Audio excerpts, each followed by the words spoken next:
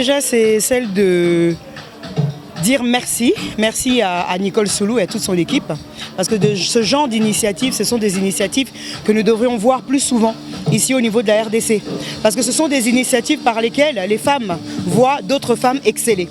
Les femmes voient qu'il y a des rôles modèles qui sont en train de se préparer pour la nouvelle génération, parce que vous savez qu'aujourd'hui, au niveau de nos sociétés, les femmes ne sont pas toujours considérées à leur juste valeur.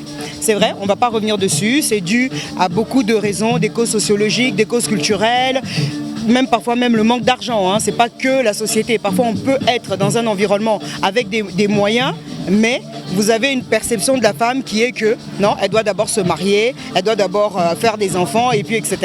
Et là, avec ce genre d'événement, le Level Up Makutano, c'est nous rappeler que les femmes sont autre chose que des personnes qui doivent mettre au monde ou qui doivent se marier. Elles sont aussi des personnes à part entière. Elles doivent étudier, elles doivent s'accomplir et ça passe aussi par l'entrepreneuriat. Donc ça, c'est hyper important. Et quand je vois ces jeunes filles, Miss Level Up, celle qui a gagné, même celle de l'année dernière qui a créé le Kinbox par rapport à l'électricité et la sécurité. Quand je vois toutes les compétences qu'il y a, je me dis on a on a une richesse incroyable en termes d'intellectualisme, en termes d'audace. Et Lady Sonia, qui est l'invitée vedette de cette édition, elle a dit une chose, c'est la rencontre du cerveau et de la beauté. Donc c'est pour dire que, voyez-nous, regardez-nous autrement, que la société regarde les femmes autrement que la beauté, autrement que le physique. Considérez-nous et prenez le temps de venir vers nous, de comprendre qui nous sommes et vous verrez qu'il y a des pépites d'or qui sont enfouies dans cette apparence qu'on vous montre. Il y a des intelligences, il y a de l'audace, il y a de la résilience et c'est tout ça. Et même par rapport à ce qu'on nous a montré comme film, la jeune avocate qui s'occupe des femmes de Pacajuma. Donc c'est pour dire que, allez, ne soyez pas indifférents. Ne soyez pas indifférents à votre environnement. Intéressez-vous aux autres. Et encore une fois, vous allez découvrir qu'elle a fait une image. Elle a dit Pacajuma, c'est une poubelle. Mais c'est une poubelle et dans une poubelle, il y a des déchets.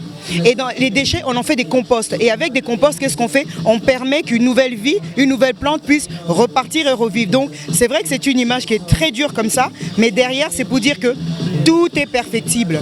Que même ce qui nous paraît perdu, on peut en faire quelque chose de beau et de magnifique. Et ça, grâce aux femmes. Merci madame. Madame Germaine Kabengele de Active Assurance RDC.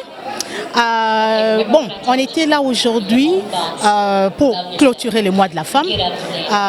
Voilà, c'est un mois dédié à la femme. Et on a en profité pour parler du lancement de notre nouveau produit qui est Active Lady. En fait, ça, c'est un produit qu'on met vraiment dédié aux femmes pour aider les femmes de se sentir à l'aise quand ils sont derrière le volant. Donc, à tout moment, quand il y a crevaison des pneus, quand il y a un problème avec le moteur, vous pouvez faire appel à quelqu'un qui va venir vous assister. Pourquoi pas vous donner aussi un véhicule pour vous aider à rentrer à la maison. Comme ça, vous n'êtes pas coincé, surtout la nuit, donc vous n'avez pas vraiment besoin d'appeler monsieur pour ça, quoi. Donc, c'était vraiment ça notre intervention. Et félicitations encore une fois, Makutano Level Up, mettre toujours la femme devant, l'entrepreneuriat, et j'espère avec ça, et on va continuer à grandir et à avancer. Ok, merci beaucoup. Je suis très contente parce que l'année passée, j'étais Miss Level Up première dauphine, et le Premier ministre était là aussi. Il nous avait accompagnés après le concours, et aujourd'hui, je suis ravie de voir qu'il est encore là. Donc ça prouve qu'il a vraiment le souci du développement de la RDC à travers l'entrepreneuriat. Alors, il y a quelques jours que vous avez mis en place une société qui produit des cure-dents.